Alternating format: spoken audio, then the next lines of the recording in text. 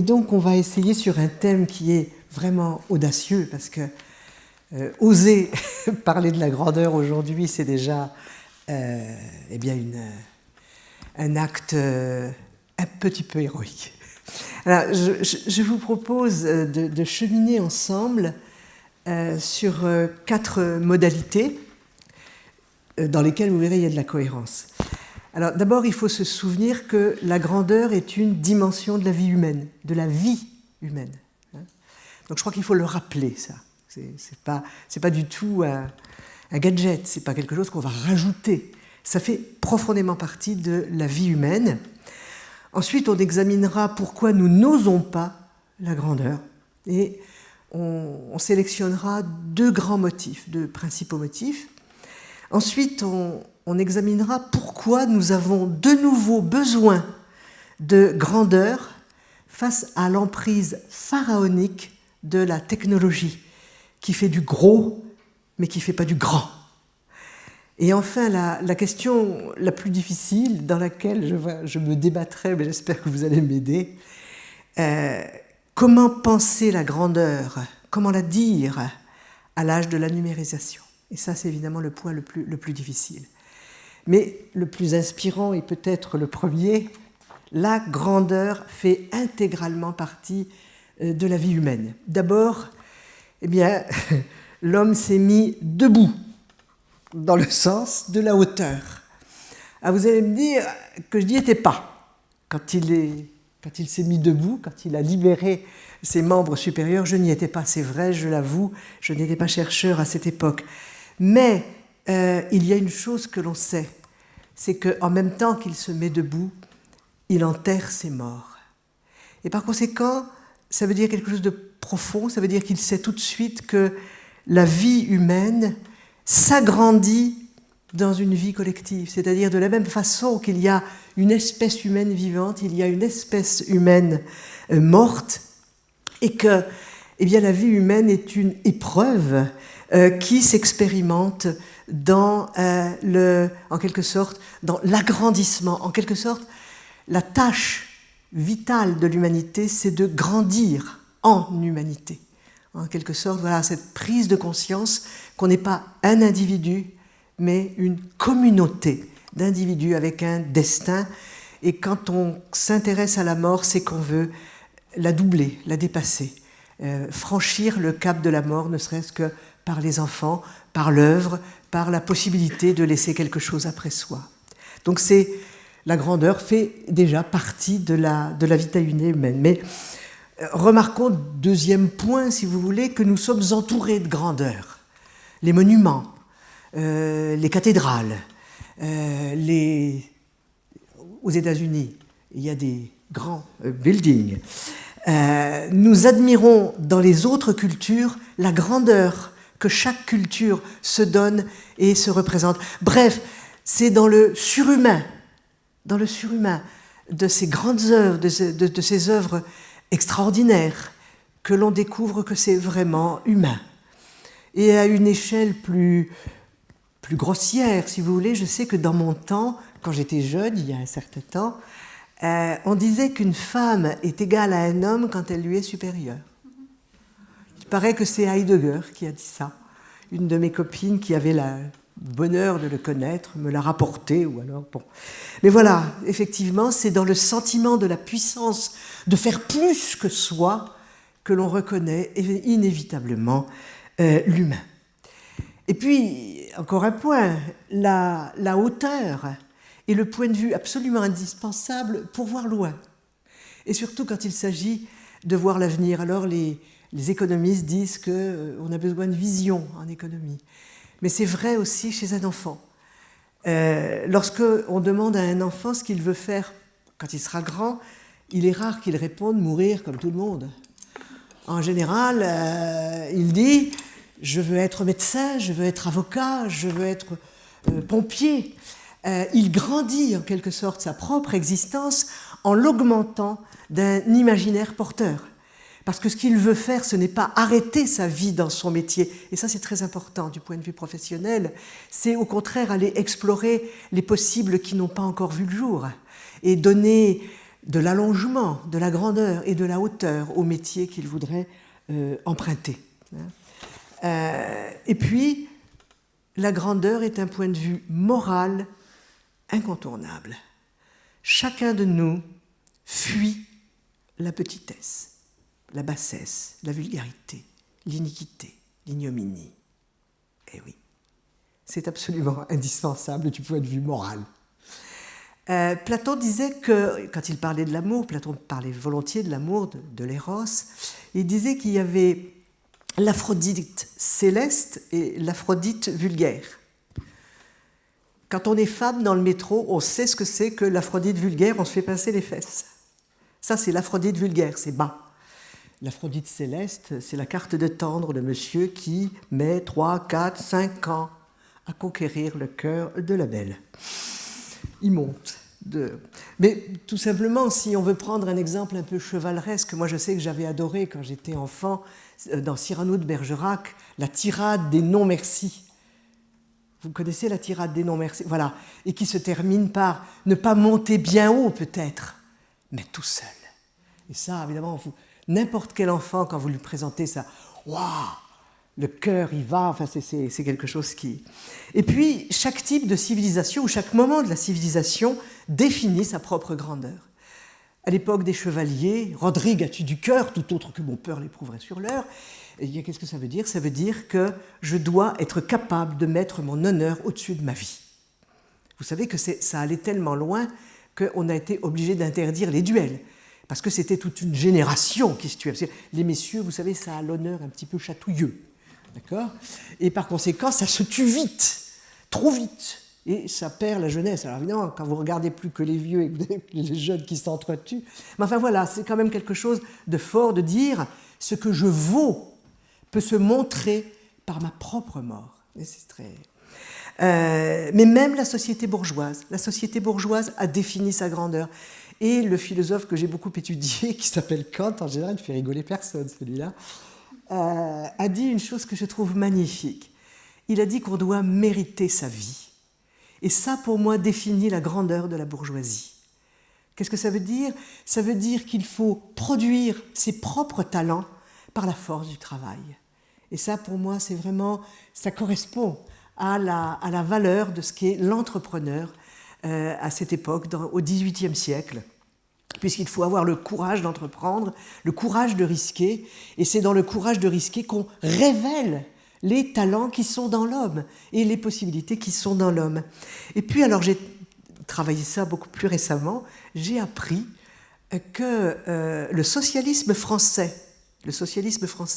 c'est celui que Marx a appelé le socialisme utopique, qu'il méprisait beaucoup, parce que lui voulait faire un socialisme scientifique. Eh bien, vous allez voir que notre socialisme utopique était très beau, puisque, eh bien, il regardait, Saint-Simon en particulier, il regardait l'industrie comme ce qui allait transposer le messianisme chrétien en faisant de l'entreprise, en quelque sorte, une nouvelle église, l'église de la solidarité, la fraternité. La fraternité, c'est dans le travail en commun, le travail dans les usines, parce qu'on produit, et on produit la prospérité, la richesse qui va servir à la nation entière.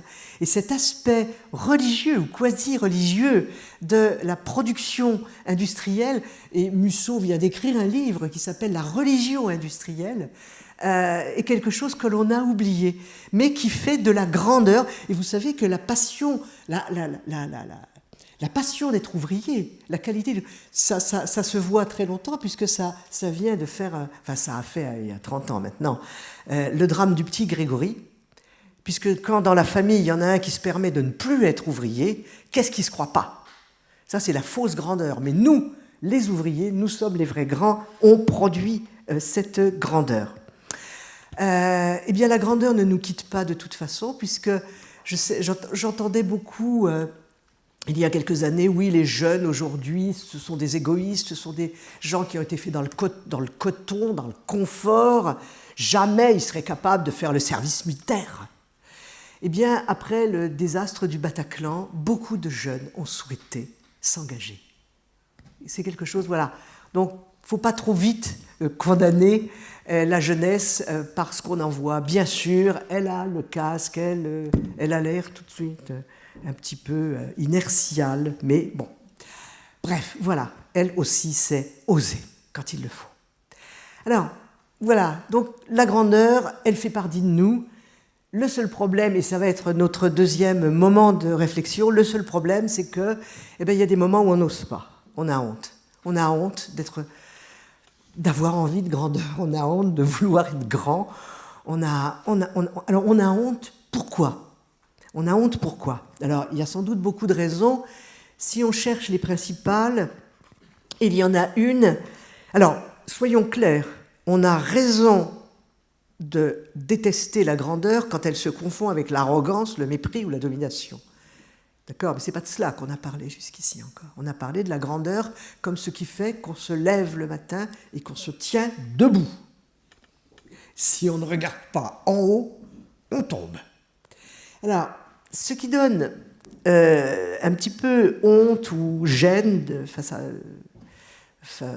au désir de grandeur ou de quête de grandeur, eh bien c'est tout bêtement, le premier en tout cas, c'est lié à la démocratie, à sa naissance aussi, et continue aujourd'hui. Alors, il va falloir évidemment dire des choses assez claires. Il ne s'agit pas de tomber dans l'antidémocratie.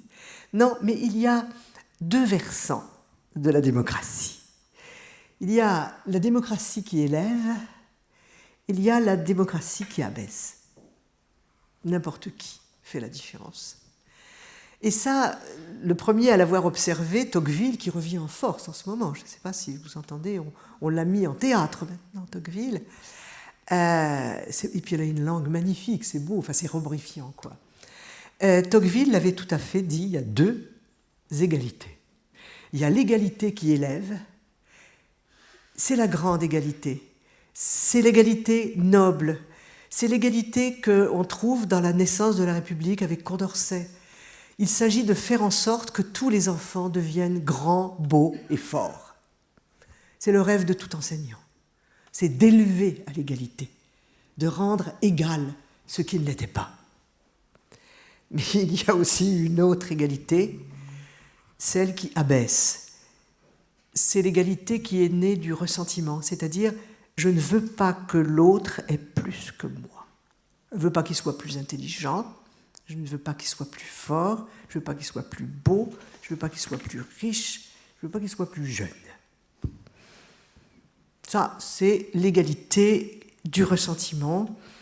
C'est la conception vile de l'égalité qui discrédite la démocratie comme valeur morale. Et la démocratie aujourd'hui est en crise. C'est pourquoi nous verrons qu'elle a besoin de grandir un tout petit peu. Voilà. Je voudrais presque vous faire peur. Je suis tentée. Allez, j'y vais. Tocqueville a une parole merveilleuse lorsqu'il parle de ce qui fait tuer la démocratie, c'est le fait que les individus, c'est l'individualisme qui tue la démocratie. Chez Tocqueville, pourquoi ? Parce qu'il y a un stade où les individus demandent au pouvoir de tout leur donner. De quoi vivre, de quoi les assurances, le travail. Enfin, et Tocqueville termine, je vous enverrai ce texte, il est magnifique, termine en disant « Que ne peut-il, l'État, nous ôter la peine de penser et la douleur de vivre ?» En d'autres termes, le repos entier, c'est Pascal qui le dit aussi, et la mort. Et donc il ne faut pas trop rêver de bonheur. Parce que si vous rêvez, pour les vacances ça va, hein, mais parce qu'après ça reprend, hein, mais si vous rêvez du bonheur comme de l'inertie, eh bien je prends le relais avec Freud maintenant. Tocqueville, Pascal et Freud. Freud, dans un petit ouvrage qui s'appelle « Par-delà le principe de plaisir », s'aperçoit que le principe de plaisir traduit une facette de la vie qui est étonnante, qui est le désir de mourir. Le désir de mourir, c'est de revenir à l'inerte. C'est fuir la difficulté, fuir la tension, fuir ce qui mobilise, et revenir à avant l'effort, à l'inerte. Et c'est ça la pulsion de mort. Donc la vie humaine a besoin d'être arrachée à la pulsion de mort par des forces vitales qui sont des forces d'éros, des forces d'érotique, mais surtout des forces culturelles qui la poussent en avant. En d'autres termes, si la vie humaine cesse d'être tension, elle meurt. C'est le merveilleux tragique de la vie humaine. Et celui-là, je l'aime beaucoup. Parce qu'il me fait aimer les autres.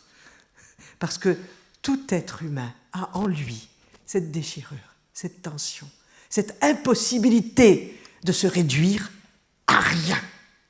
Et ça donne de la foi dans l'autre. Voilà, c'est quelque chose de fort. Il y a un deuxième obstacle qui nous empêche de chercher la grandeur, de dire qu'on la veut, de dire qu'on en a besoin. Il est particulier à notre époque. Il est lié à la mondialisation. En effet, la mondialisation donne l'impression, vue de loin, c'est-à-dire vue de là où on est, nous, hein, c'est quelque chose de très gros, la mondialisation, c'est une planétarisation des échanges. C'est énorme. Vous connaissez la blague marseillaise?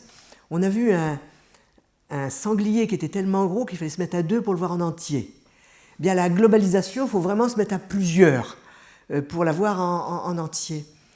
Et on a l'impression que la globalisation est un processus qui est parti, qui se fait surtout par la technologie et qui se fait sans nous. Il faut s'adapter, disent les managers. Il faut s'adapter. Le changement, il vient de l'extérieur. Il vient de cette énorme chose qu'est la globalisation, hein, cette énorme chose qui se fait inéluctablement, qui se fait avec des grandes puissances, qui refait des grands empires, voilà. Et nous, eh bien, voilà, vous comprenez, on a l'impression de regarder, de suivre et d'être toujours en retard d'une innovation, d'une invention. Et voilà, et ça nous démobilise. Hein. Et puis ça a un effet pervers extrêmement grave. Un effet pervers extrêmement grave contre lequel il faut lutter, c'est que ça nous ramène au faux individualisme. Si vous voulez, la créativité économique étant globale, qu'est-ce qu'il me reste? Eh bien, il me reste ce que le néo-management américain nous laisse, consommer. Consommer les vacances, consommer le repos, voilà.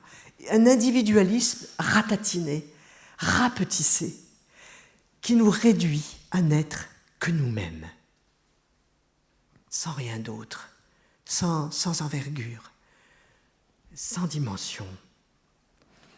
Bref, un épanouissement limité à je suis moi, quoi. Et puis je suis moi, quoi. Ouais, en moi, il n'y a que moi. Il n'y a rien d'autre que moi, et ça se rapetisse tous les jours. Qu'est-ce que je m'ennuie avec moi-même? Oh, j'ai rien à me raconter. Malheureusement, c'est ce qui nous menace, et ce qui nous menace nos enfants. Hein? Avec les petits trucs, là. Bien. Alors, comment est-ce qu'on va sortir de ce pessimisme qui pourrait nous menacer de nous coller à nos sièges et de nous donner une grosse déprime, ce qui n'est pas le but du jeu? Eh bien, paradoxalement, c'est l'accroissement de la puissance technologique qui nous donne le besoin de grandeur. Et je vous donne, puisqu'on a le droit d'être fou, je vous donne mon rêve caché. J'aimerais bien que ce soit la réponse de l'Europe à l'Amérique. On va essayer. L'imaginaire. Est-ce que nous avons aujourd'hui un imaginaire de la grandeur? Question difficile. Parce qu'elle est obnubilée, occultée par le côté pharaonique de ce que les milliardaires américains conçoivent aujourd'hui comme l'avenir de l'humain. Pharaonique. Je prends quelques exemples. À 31 ans, Elon Musk fonde la société Space Exploration Technologies, écoutez ça, qui produit des véhicules de lancement spatiaux à moindre coût, parce qu'effectivement on récupère ce qui est rejeté, afin d'envisager la colonisation future de la planète Mars. Ça, c'est du projet. En 2013, il rêve de construire un avion électrique supersonique qui pourrait décoller et atterrir verticalement, son but étant toujours de mettre plus d'1 milliard de personnes sur la planète Mars. Prenons un autre exemple qui va aussi vous faire sourire. L'inventeur de PayPal, qui s'est rendu très très riche avec PayPal, soutient le projet de bâtir des îles artificielles en dehors de toute juridiction, de tout gouvernement, afin de créer une micronation de gens qui vivront totalement libres, sans contrainte, à condition d'être riches. L'autre objectif pharaonique, qui vient aussi de quelques milliardaires, mais c'est vrai que pour concevoir de tels projets, il faut avoir une envergure financière colossale, c'est de tuer la mort. C'est comme ça qu'on dit maintenant. Tuer la mort. En d'autres termes, non pas créer l'immortalité, ce que nous faisons tous les jours. Je vous expliquerai comment. Mais la fabriquer. La fabriquer, d'accord, matériellement. C'est-à-dire bricoler un petit peu avec la génétique pour s'arranger, pour remplacer les organes déficients. Ma mère a 93 ans et demi. Eh bien, je me dis que je vais pouvoir lui offrir pour son anniversaire d'aller jusqu'à 200 ans. Vous croyez que ça va lui faire plaisir? On va tout changer. Les yeux, la tête, le cœur. Voilà. Bref. Allez, le dernier exemple, parce que là, je travaille un petit peu dessus. L'homme augmenté. Pour vous montrer que l'homme augmenté n'est pas l'homme grandi. La différence est colossale et c'est là qu'on va pouvoir repartir sur la grandeur. L'homme augmenté, alors c'est quelque chose qui se fait beaucoup chez les militaires. Supposez que l'on greffe dans l'œil d'un militaire la possibilité de voir comme un aigle. Supposez qu'on lui donne des médicaments qui vont lui permettre de rester 3 ou 4 nuits sans dormir. Ben, ça l'augmente. Ça le dope, quoi. D'accord ? Alors, évidemment, il y a l'autre, il y a l'exosquelette, hein, qui fait que... Bon. Alors, vous êtes des économistes. Vous connaissez. Il y a une interprétation qui est... Vous jugerez que ce qu'elle est, j'en sais rien, je ne peux pas juger. Qui considère que l'homme, face à la technologie, est un maillon faible. C'est-à-dire que la robotisation va tellement vite que l'homme va être obligé de courir derrière, parce qu'il est plus faible, il est plus nul, il est malade, puis il fait grève. Il fait grève. Bon, pour un employeur, c'est embêtant. Il a besoin d'assurance, puis les femmes font des petits. Alors, il y a une idée qui est venue à un économiste. Il dit, mais l'employé augmenté va rattraper la machine. Il n'y a qu'à robotiser l'humain. Et ça se fera, sûr. Alors, pourquoi est-ce que je vous développe ces choses? Parce que ça a de l'envergure quand même. C'est colossal. Mais c'est pas grand. Voilà.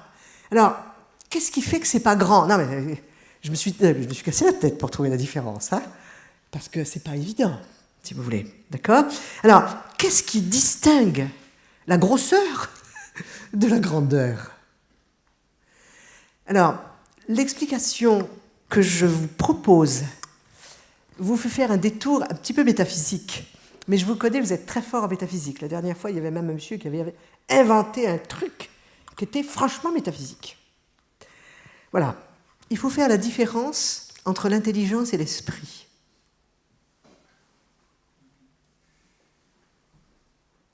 L'intelligence augmente, l'esprit grandit.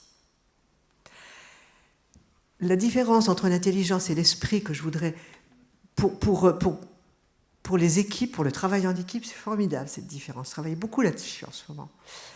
Je l'emprunte à Bergson, la différence. L'intelligence spatialise.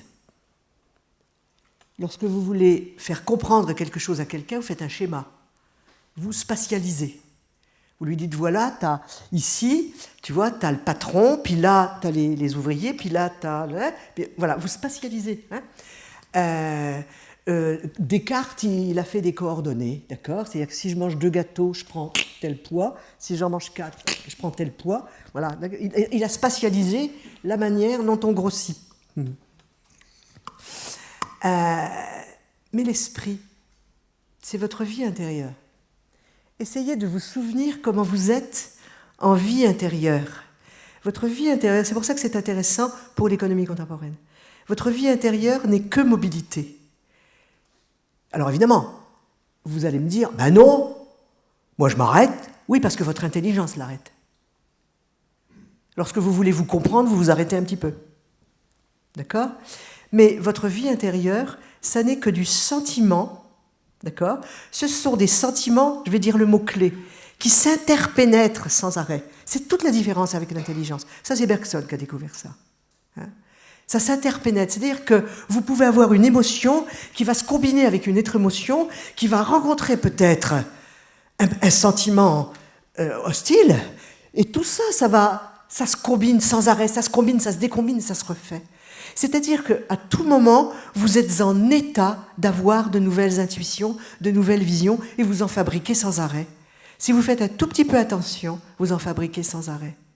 Si tout de suite, par exemple, il y a un gros son de cloche qui retentit, hop, à l'intérieur de vous-même, il faut que vous refassiez, vous allez passer 1 seconde à refaire votre qualité d'attention parce que vous avez été perturbé. Vous voyez ce que je veux dire ? Vous bougez tout le temps à l'intérieur, voilà. Hein, c'est cette possibilité. Vous êtes en réaménagement constamment. Voilà. Alors, ça va nous permettre de faire la différence entre une invention, enfin, dans mon vocabulaire, c'est la différence entre une innovation et une création. Entre une invention intelligente et une création spirituelle. La machine à laver. Quand j'étais petite, vous savez, c'était la grande époque de la machine à laver où on mettait toujours une dame qui disait « Oh, qu'est-ce que je suis contente avec ma nouvelle machine à laver, ça simplifie ma vie, tout ça. » C'est vrai, hein ? C'est vrai, la machine à laver, ça simplifie la vie, c'est extraordinaire, on peut faire autre chose pendant ce temps-là. Mais on va comparer, par exemple, avec l'invention de l'alphabet braille ou l'invention du langage pour sourds et muets. On va même aller plus loin, on va reprendre le cas d'Anne Sullivan. Anne Sullivan, c'est la femme qui a sorti Hélène Keller de sourde-muette. Elle était sourde, aveugle, muette. Et elle a réussi à en faire un écrivain. Ça, c'est de l'esprit. Ça touche l'esprit. C'est par l'esprit. Ça passe par l'esprit. L'intelligence ne suffit pas. Il a fallu qu'entre 2 esprits, il y ait de l'intuition, de l'amour, de l'affect, de l'émotion créatrice qui passe. Voilà. Et bien, tant mieux. Nous sommes entourés de tellement d'intelligence. L'intelligence est tellement étendue qu'elle devient artificielle et qu'elle est partout, dans nos ordinateurs, bientôt dans nos assiettes, que nous avons besoin d'esprit. Et c'est pourquoi nous avons besoin de grandeur. Je vais prendre, si vous le permettez, parce que c'est quand même un sujet un petit peu difficile, quelques exemples. Un exemple avec une secrétaire de l'hôtel de ville. En plein mois d'août, j'envoie un message en disant « Mais on m'a donné cela, c'est une subvention pour ma mère, elle est petite, mais comment ça marche ?» Excusez-moi, bon, elle me répond 12 heures après, en me détaillant ce que j'avais à faire, comment je faisais un chèque, comment les cotisations... Je lui envoie un mot, ébloui. Je lui dis « Madame, votre générosité accompagne une compétence professionnelle qui suscite une admiration mêlée de respect. » J'ai touché son esprit, je crois. Si on m'avait donné un schéma d'évaluation à faire, on m'aurait demandé: l'accueil que vous avez reçu auprès de cette secrétaire est-il bon, moyen ou insuffisant? On aurait touché son intelligence, elle aurait dû comprendre qu'il fallait qu'elle fasse mieux. Voilà. Est-ce que vous voyez ici la différence entre eux? On va prendre un autre exemple, l'exemple de Marx. Marx méprisait le socialisme français et il a produit un socialisme scientifique qui consiste à dire: ouvriers, puisque c'est vous qui produisez, c'est simple, prenez possession des instruments de production et vous allez dominer évidemment la production. Ça va, hein, c'est facile à comprendre, c'est matériellement. Il a quand même eu besoin, hein, de toucher leur esprit en créant l'image du messianisme ouvrier prolétaire. En d'autres termes, prolétaires de tous les pays, unissez-vous. En d'autres termes, vous êtes le sel de la terre et vous êtes ce par quoi l'humanité va se sauver. En d'autres termes, sans l'esprit, eh ben, rien ne suit. Gandhi est un exemple admirable. Sans armes, c'est par la seule mobilisation des esprits et la noblesse, parce que là, il appelle ça de la noblesse. En d'autres termes, il a mobilisé son peuple en lui disant que la noblesse et la grandeur, ce n'était pas la force des armes, mais la capacité de souffrir. Voilà. Celui qui a la capacité de souffrir l'emportera sur le pire des paranoïaques, déments violents. Churchill avait fait la même chose. Je ne vous annonce que du sang et des larmes. Je n'ai rien d'autre à vous offrir. De Gaulle en avait appelé à la France éternelle, enfin, etc. À chaque fois, vous avez besoin de l'esprit. Prenons un autre exemple, le djihadisme. Le djihadisme nous fait peur. Il peut attaquer partout, il peut se servir d'un couteau, il peut se servir de bombes. Il nous épouvante, mais nous ne l'admirons pas. Il ne suscite aucune admiration. Il nous épouvante, c'est tout. En revanche, il y a quelques dizaines d'années, je ne sais pas si vous vous souvenez, des moines bouddhistes s'étaient donné la mort. Et eux nous inspiraient une immense admiration. Voilà, et un immense respect. Et la reconnaissance éternelle de leur valeur. On peut dire les choses aussi autrement. Dans les pays avancés, l'hyperdéveloppement de l'intelligence, c'est audacieux, hein, mais on est entre soi, suscite peut-être un certain chaos politique. Voilà, les gens sont un peu dérangés politiquement. Les Américains vivent pas très bien l'élection de Trump. Non, mais même s'ils sont républicains, ils trouvent quand même qu'il y a un peu de remue-ménage inutile. C'est quelque chose qui ne va pas. Et puis nous ne sommes pas très contents de la manière dont nos élections se font. Enfin, voilà, il y a un certain chaos politique dans les esprits, pas dans les intelligences. Oh, les intelligences, elles ont leur stratégie, elles ont leur capacité de... et puis les médias sont là pour nous donner la leçon. Hein. Et je vais même aller très loin, je crois que notre propre désintérêt pour l'Europe aujourd'hui, l'Europe c'est bourré d'intelligence. Ce sont que des experts. Ils sont intelligents les experts, ils sont payés pour ça. Mais nous n'avons pas d'amour pour cette Europe-là, parce qu'elle n'a pas d'esprit. Elle n'a que de l'intelligence. Et elle fonctionne, ça fonctionne, mais sans les hommes. Voilà.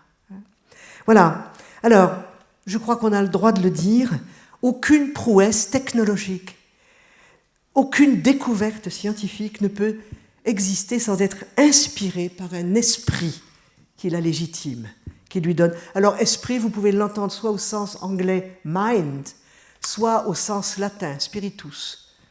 Vous pouvez faire flotter. Quelquefois, c'est les deux. Quelquefois, c'est seulement un. Hein. Je vais prendre un exemple. Même Max Weber nous a appris que le capitalisme, c'est pas seulement le désir de s'enrichir. Parce que le désir de s'enrichir, c'est vieux comme le monde. C'est vieux comme le monde. Il y a toujours eu des avares. Il y a toujours eu des gens qui ont voulu accumuler. Le génie du capitalisme, c'est d'essence religieuse, d'après Weber. On n'est pas obligé de le croire, mais je veux dire, ça donne une idée. C'est d'avoir réinvesti l'argent qu'on avait gagné. Voilà. C'est ça. Et d'après Weber, c'était un souci religieux qui disait, voilà, si je réinvestis, je vais créer de la richesse et c'est peut-être un signe que Dieu m'aime bien. Un signe. Voilà. Mais ça se passe là, quoi. Hein, ça se passe là. D'accord ? Il y a encore aujourd'hui les instruments de torture du Moyen-Âge. Mais nous n'avons plus l'esprit qu'il faut pour les utiliser. Il faut bien le dire. Il nous manque cet esprit-là. Nous ne l'avons plus. Bref, voilà. Voilà, nous avons besoin, pour agir, d'avoir des mobiles qui nous font nous dépasser nous-mêmes. Le dernier exemple qui nous reste en France, c'est l'exemple de la résistance, qui veut d'ailleurs dire deux choses. La capacité d'associer son propre destin à celui d'un peuple entier, mais aussi la capacité de faire fusion avec un groupe. Et les deux grandissent. Voilà. Cette grandeur, elle est dans l'objectif, d'accord, c'est-à-dire contribuer à quelque chose de plus grand que soi. Et ça, c'est essentiel. On ne peut pas vivre sans contribuer à quelque chose de plus grand que soi. Et puis aussi, partager avec les autres la même foi, la même confiance. J'en arrive à la... Ça va, je ne déborde pas. J'en arrive à la question la plus difficile qui va m'emmener sur des terrains peut-être un peu délirants. Faut oser. Comment penser la grandeur à l'âge de l'économie numérisée ? Parce que c'est facile de dire que le pharaonique, c'est pas grand, mais vous êtes en droit de me dire, mais alors, qu'est-ce qui est grand ? Et là, c'est plus difficile. Alors, je vais d'abord répondre négativement. Je vais répondre négativement en me servant d'un auteur qui est quelqu'un d'assez admirable, qui est Léo Strauss, un auteur des années 50.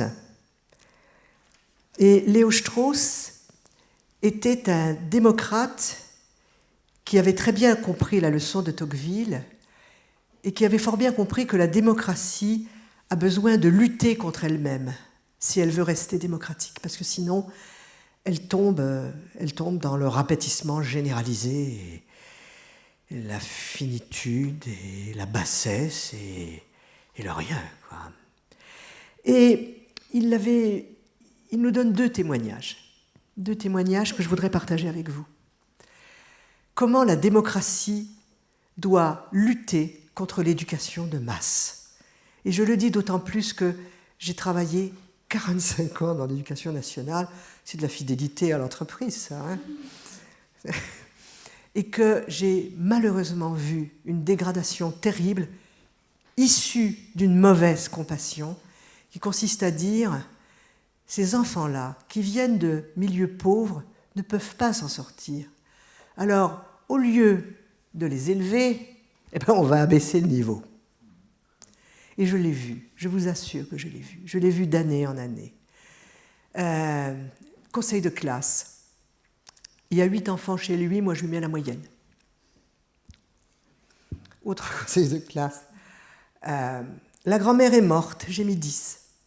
Alors j'ai demandé quand la mère mourait si ça pouvait monter jusqu'à 20. On m'a considéré que j'étais cynique. On n'a pas vu que c'est le cynisme de l'autre que je voulais réveiller. Bref. Alors voilà ce qu'il dit, parce que je ne veux pas copier Léo Strauss, il dit la seule façon de lutter contre la démocratie de masse, c'est l'éducation libérale. L'éducation libérale, vous savez ce que ça veut dire, c'est les humanités. Il dit ceci, l'éducation libérale est le moyen grâce auquel nous essayons de remonter de la démocratie de masse à la signification originelle de la démocratie. Élever tout le monde. Hein. L'éducation libérale est l'effort indispensable pour fonder une aristocratie à l'intérieur de la société démocratique. Ça me plaît. C'est du Cyrano de Bergerac. L'éducation libérale rappelle la grandeur humaine aux membres d'une démocratie de masse qui ont des oreilles pour entendre. C'est magnifique. Franchement, c'est magnifique, il n'y a pas besoin de commenter. D'accord, voilà. Et le deuxième illustration que j'emprunte à Léo Strauss, il est terrible. Il est terrible, mais il nous concerne. Léo Strauss a été victime du nazisme parce qu'il était juif. Donc il a dû émigrer aux États-Unis. Et il a écrit un livre qui s'appelle « Le nihilisme ». Et il a observé, c'est un paradoxe extraordinaire, il a observé que beaucoup de nazis étaient des jeunes qui se sont nazifiés parce qu'ils refusaient un monde où il n'y a pas de grandeur, où tout est relatif, où tout est simple, où le bonheur quotidien et le bonheur des nuits est la seule perspective offerte à l'individu.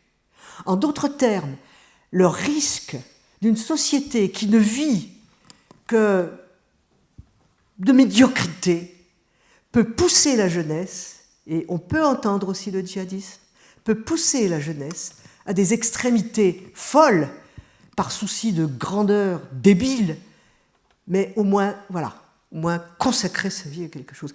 Et donc, voilà, il l'a vu. Bon, pour quelqu'un qui a été victime du nazisme, on ne peut pas vraiment dire que ce soit complaisant. Voilà, mais voilà cette société, si vous voulez, qui se rabaisse, qui se rabaisse, qui se rabaisse. Alors maintenant, j'y vais plus loin. On a besoin de motivation. On a besoin de motivation parce que on vit dans une société où tout est mobile. Je viens de relire Marcel Pagnol, La gloire de mon père, etc. C'est magnifique, l'instituteur glorieux, le père glorieux, la femme glorieuse, c'est fantastique. Non, mais c'est fantastique. Mais simplement, ces gens-là vivaient dans un ordre. Le monde était en ordre. On pouvait le reproduire. Aujourd'hui, on ne peut pas reproduire. Chaque génération est obligée de trouver sa voie. Parce que le monde change. Et c'est ça le défi qui est le nôtre. Donc, il nous faut une grandeur mobile. Vous voyez, il ne s'agit pas, on ne peut pas seulement imiter Napoléon, ça ne suffit pas. On ne peut pas imiter Rothschild seulement. Il faut... Non mais c'est le côté terrible, mais le côté fécond de notre époque. Eh bien, ce que je propose, c'est nous avons besoin de mobilité, nous avons besoin de motivation qui soit de l'inspiration. Et pour cela, il faut dépasser le butoir de l'utilité.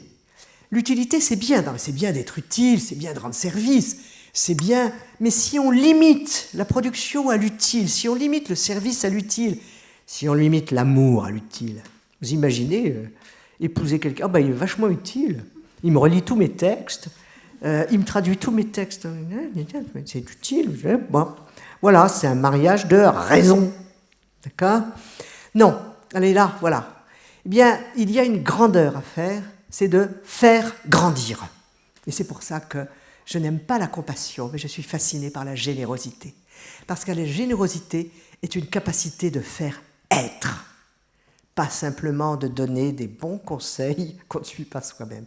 Faire être, capabiliser quelqu'un, capabiliser un élève, capabiliser un jeune, capabiliser quelqu'un qui est dans la détresse, lui rendre la capacité de vouloir. Je vais jouer la capacité de pouvoir, la puissance d'agir. C'est ça la générosité. Ça donne de l'être, ça fait être, ça fait exister. C'est une valeur existentielle. C'est pas simplement une valeur morale condescendante. Donc capabiliser, oui, ça c'est extraordinaire à faire et c'est possible. Donc c'est faire grandir. Alors, plus loin, on va plus loin. Toujours Bergson. Mais il a une formule qui est tellement belle que vous ne l'oublierez plus jamais, j'en suis sûre. Quelle est la motivation de toutes les motivations ? That is the question. Quelle est la motivation de toutes les motivations ? Ah bien, j'ai choisi une réponse. La motivation de toutes les motivations, c'est l'auto-motivation. Et qu'est-ce que l'auto-motivation ? De quoi elle est faite ? Eh bien, c'est quand votre puissance personnelle, c'est sain la puissance. La puissance, c'est quelque chose de sain. C'est la puissance d'être. Rejoint tout simplement la créativité de la vie. Et c'est exactement aux yeux de Bergson ce qu'est la dynamique de l'esprit. Et il donne une formule que je vous donne, vous allez la garder, elle est magnifique. Croître par le dedans. C'est formidable. Et c'est au fond, si vous regardez bien, au fond, c'est l'autocréation de soi par soi. C'est être capable de trouver en soi-même les ressources et de les porter à l'existence, capable de trouver en soi-même la résilience, capable de trouver en soi-même la qualité qui va faire notre personnalité. Vous voyez et la faire grandir. Et la faire grandir dans la mobilité, parce que la capacité d'autocréation, c'est la capacité d'auto-transformation. Alors il y a un management qui triche. Il y a un management qui triche et qui dit « fais-toi toi-même », mais pour exploiter, c'est ça, pour exploiter votre capacité d'auto. Vous voyez là, d'accord, hein, c'est... oui, il y a un gros problème, là, je vais lui donner à lui, voilà, il est bon, là. Je vais lui donner un problème énorme, je vais lui dire, t'as le week-end pour trouver la solution, et il va se débrouiller, il est bon, il est dévoué et tout, quoi. Et puis il me l'apporte lundi, c'est formidable. Ça, c'est de l'exploitation. D'accord ? C'est pas pareil, d'accord ?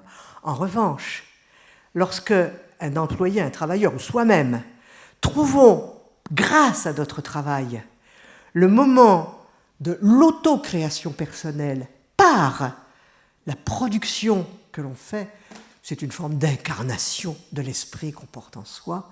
Alors à ce moment-là, la vie, le travail et la grandeur, c'est la même chose.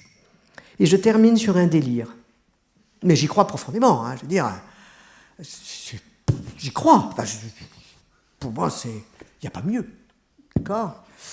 Le propre de la grandeur dont on a besoin aujourd'hui, et c'est particulièrement vrai pour la production économique, j'élimine simplement l'innovation qui est simplement le fruit de la technologie, qui se technologise encore un peu plus et qui se retechnologise en changeant. Le bouton il sera à droite, il ne sera plus à gauche. Ça, c'est de l'innovation. Rendre réel ce qui est possible, et non l'inverse.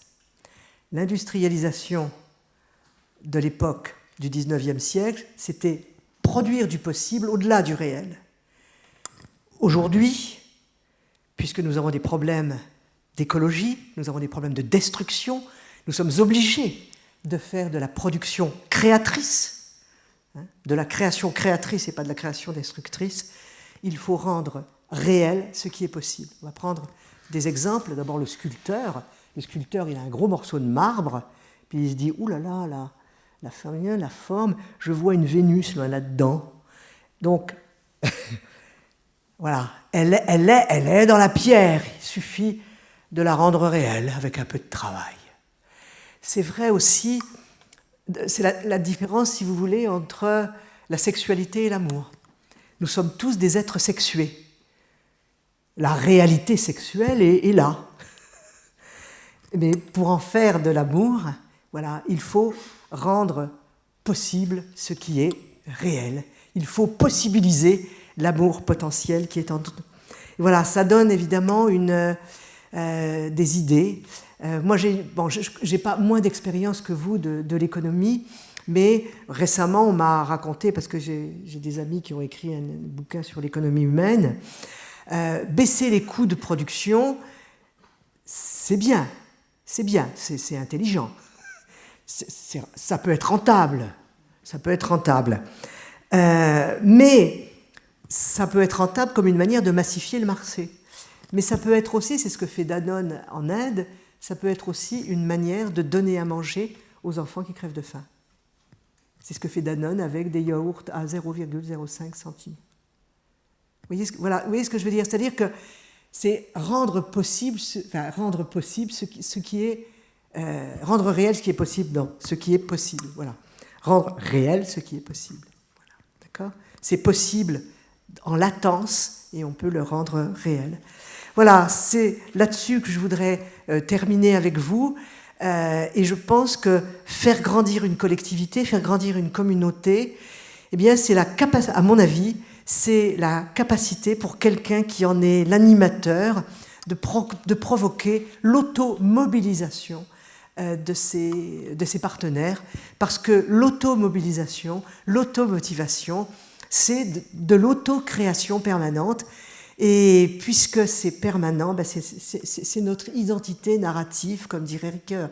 C'est-à-dire que ça ne s'arrête qu'avec la mort. Nous passons notre temps à nous créer nos propres possibilités. Donc grandir en croissant par le dedans, c'est faire pousser ce qui est possible, et c'est une vision de la grandeur qui n'a plus rien à voir avec la domination, mais qui a à voir avec une puissance extraordinaire de développer l'esprit en lutte peut-être contre l'hypertrophie de l'intelligence de notre époque.